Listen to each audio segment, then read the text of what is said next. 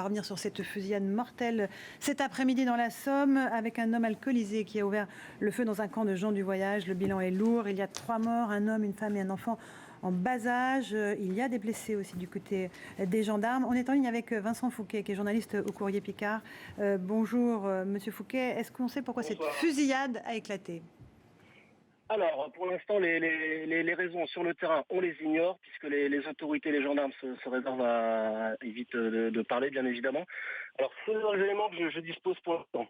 Alors moi, j'ai été prévenu vers 16h30 par une amie qui habite juste à côté de l'endroit de la fusillade, qui me prévenait qu'elle avait entendu des coups de feu, qu'elle a entendu une explosion, qu'elle a senti une odeur de brûlé.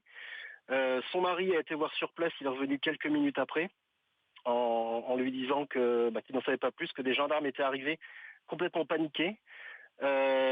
Suite à ça, elle m'a rappelé un petit quart d'heure après pour me dire qu'il y avait des sirènes de police, de gendarmes, de pompiers un peu partout. Elle a cité Chicago, des coups de feu, des explosions, des gens en panique, des gens qui se calfeutraient chez eux. J'ai pu discuter il y a à peu près une petite heure avec un gendarme qui participait à un périmètre de sécurité autour des lieux de la fusillade, qui me disait que eux sont arrivés à peu près un petit quart d'heure après la fusillade et qu'ils ont assisté à cette fusillade. Ils ont vu un gendarme tuer ou blesser une personne qui avait un fusil et qui tirait sur tout ce qui bouge. Donc quand on voit les dégâts, donc il y a trois décès, un couple a priori et un bébé. Donc le bébé aurait entre 3 et 9 mois selon mes informations.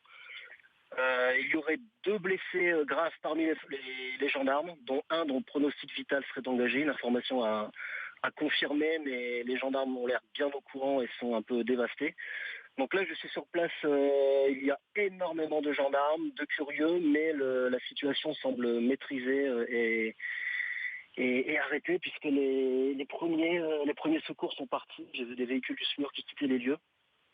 Il y a une petite demi-heure, j'ai eu une information par un autre gendarme qui me disait que des gens du voyage, a priori un homme blessé, qui était en attente d'évacuation, ne pouvait pas être évacué puisque des gens du voyage, une vingtaine, attendaient sur la route pour essayer de peut-être le libérer.